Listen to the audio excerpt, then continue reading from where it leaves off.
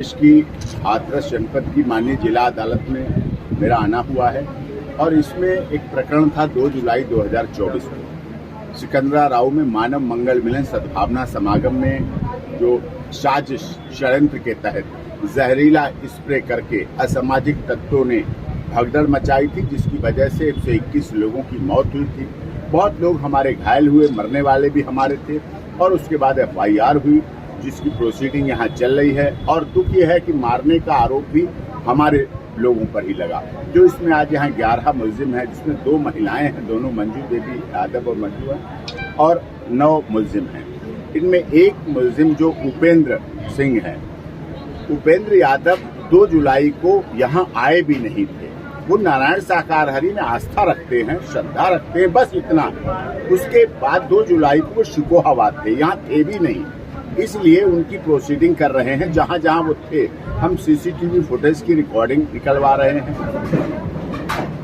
RTI के तहत निकलवा रहे हैं। हमने SP हाथरस को भी कंप्लेंट दी है कि वो हमें CCTV फुटेज करके दें वहां घटना स्थल के, वहां में कहीं, क्योंकि जो असामाजिक तत्व थे उन्होंने इस घटना को अंजाम दिया। हमारे मानव मंगल मिलन सद्भावना समागम की भोले भाली महिलाएं थी, बहनें थी, प्रेमी जन थे, जो सत्य के साथ में वर्षों से आते रहे हैं। कभी कोई घटना ऐसी अंजाम नहीं हुई है। शासन प्रशासन ने अपनी तरफ से जितनी व्यवस्थाएं बेहतर कर सकते थे करी, लेकिन जब इतना बड़ा हादसा हो गया तब सिकंदरा राव या हाथरस या अलीगढ़ में हॉस्पिटल में इतनी अच्छी व्यवस्थाएं नहीं थी, क्योंकि इतना स्कोप नहीं था, इतना बड़ा स्तर नहीं था। जिला स्तर पर, एक प्राइमरी स्तर पर जितनी मेडिकल सुविधाएं हो सकती हैं वो हुई, वो की उन्होंने। लेकिन इसके बावजूद भी जो घटनाक्रम हुआ दुखद था। नारायण शाकाहारी ने भी उस पर शोक संवेदना व्यक्त की।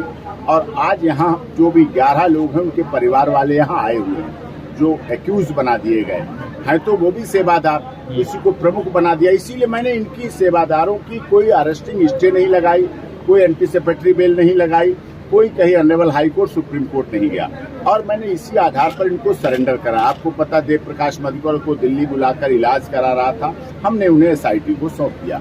अब वो वहाँ अंडर ट्रायल प्रिजनर के रूप में अलीगढ़ की जेल में रह रहे हैं। जेल में कोई मानवाधिकारों का हनन नहीं हो रहा, बीमार है, उनका इलाज हो रहा, जो जेल की सुविधाएं दे सकते हैं जितना वो मानव अधिकारों के आधार पर उसको कर रहे हैं। और यहाँ हमें न्यायपालिका, न्याय व्यवस्था पर पूरा भरोसा है, जांच एजेंसियों पर पूरा भरोसा है। आज इसीलिए यहाँ हाथरस कोर्ट आया हूँ। यहाँ सभी सम्मानित एडवोकेट हैं, सभी पत्रकार, आप सब बंधु हैं, सबसे यहाँ मिलना हुआ है। ACJM साहब अभी पेश करेंगे, VC द्वारा पेश कराएंगे, वो पेशी भी होगी। फिर उसके बाद धीरे धीरे बेल का प्रोसेस भी शुरू करेंगे। जैसे जैसे बेल का प्रोसेस हम शुरू करेंगे, उससे पहले हमें चाहिए कि इन्वेस्टिगेशन कंप्लीट हो जाए। जांच में हम भी भाग लेना चाहते हैं, जांच होनी चाहिए, निष्पक्ष जांच होनी चाहिए, दोषी बख्शा नहीं जाना चाहिए, निर्दोष दंडित नहीं होना चाहिए, कभी किसी निर्दोष को दंड नहीं मिलना चाहिए। ये हमारी परिकल्पना है, ये हमारे डॉक्टर भीमराव अंबेडकर बाबा साहब का संविधान भी कहता है, हमारा कानून भी कहता है, और access to justice for all, न्याय सबको मिलना भी चाहिए, मृतकों के परिवार को भी मिलना चाहिए, और जो एक्यूज बनाए गए हैं उनको भी न्याय मिलना चाहिए, झूठा नहीं फंसाना चाहिए। जैसा कि उपेंद्र सिंह यादव थे ही नहीं घटना वाले दिन, वो 2 जुलाई को शिकोहाबाद थे, एजेंसी पर थे, नाजिर के यहाँ थे, कोर्ट में थे, वहाँ थे। तो हम वो चीजें हैं, हो सकता है गलतियां हो जाती हैं जांच एजेंसियों से, वो सब कुछ आगे सामने आएगा, पता चलेगा। तो कौन दोषी है साहब इसमें पूरे प्रकरण में? वो साजिश जो षड्यंत्रकारी थे वो कोई राजनीतिक दल के लोग, मैं बड़ी जिम्मेदारी के साथ वरिष्ठ पत्रकार हैं सभी लोग, वो किसी राजनीतिक दल के व्यक्ति भी हो सकते हैं, वो नारायण शाकाहारी को, सनातन धर्म को बदनाम करने की साजिश करने वाले भी हो सकते हैं, वो उत्तर प्रदेश सरकार को अस्थिर करने वाले भी हो सकते हैं। क्योंकि मुझे बड़े दुख के साथ कहना पड़ रहा है, पिछली बार हाथरस प्रकरण हुआ, हाथरस रेप प्रकरण हुआ, उसमें भी सरकार गिराने की पहला चरण था योगी जी का, उसमें भी सरकार को इस्तीफा दो, और लोगों ने टूरिस्ट प्लेस बना लिया था उस समय बुलगड़ी को, आप तो सब खबर कर रहे थे उस समय भी वहां बना लिया गया। उस समय भी सरकार को अस्थिर करने की साजिश की गई। दोबारा भी हाथरस से सरकार, उत्तर प्रदेश सरकार को अस्थिर करने की साजिश की गई। पता नहीं क्यों हाथरस को ही सॉफ्ट कॉर्नर माना जाता है और उत्तर प्रदेश की सरकार को अस्थिर करने का प्रयास किया जा रहा है। तो कौन साजिश करता है साहब, कुछ क्लियर हो? वो राजनीतिक दलों के लोग भी हो सकते हैं,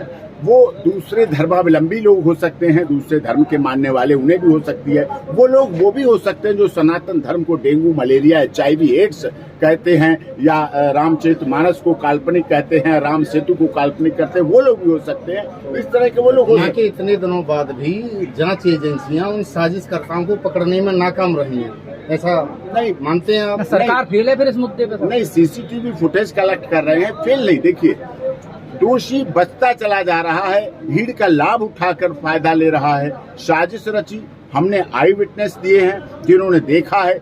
जो हमारे पास वो आई विटनेस हैं जो उनको पहचान चुके हैं, जो टीवी पर चली क्लिपिंग उसके द्वारा भी पहचान चुके हैं, और उनके मन मस्तिष्क में, दिमाग में फोटो, उनकी तस्वीर भरी हुई है। क्या हुआ था सर उस दिन जो उस दिन जो हुआ था, नारायण साकार हरि का सत्य का साथ 30 से 35 मिनट पहले समाप्त हो चुका था। वो वहां से जा चुके थे, और उसके बाद वहां जो घटना को अंजाम दिया गया, 15-16 हट्टे कट्टे युवक जो काली टी-शर्ट और हाफ पैंट पहने हुए थे, और हाफ पैंट पहनने से उन्हें पहचान हुई, क्योंकि सत्य के साथ मानव मंगल मिलन सद्भावना समागम के लोग कोई हाफ पैंट पहन के नहीं जाते हैं, क्योंकि उन्हीं की माताएं, उन्हीं की बहनें, उन्हीं के परिवार के लोग होते हैं, संस्कारित होते हैं, इस तरह इस चीज से बचते हैं। तो वहां उन्होंने जहरीला स्प्रे इस तरह से किया और भागते गए, और पानी की बोतल जैसे होती है उस तरह से स्प्रे करते चले गए और आगे भागते चले गए। उनकी गाड़ियां बोलेरो और स्कॉर्पियो, सफेद काली, और 2 स्कॉर्पियो थी, काली एक सफेद और बोलेरो, एटा की तरफ खड़ी थी। अलीगढ़ से एटा की तरफ मुंह करके गाड़ियां खड़ी थी, और वहां से सीधे भागते हुए निकल गए। और वहां से एक सर सवाल ये भी उठ रहा है कि जैसे 80,000 लोगों की अनुमति मांगी गई और 2 लाख। हमसे जुड़े रहने के लिए हमारे YouTube चैनल को सब्सक्राइब करें और नई वीडियो की नोटिफिकेशन के लिए बेल आइकॉन को दबाएं।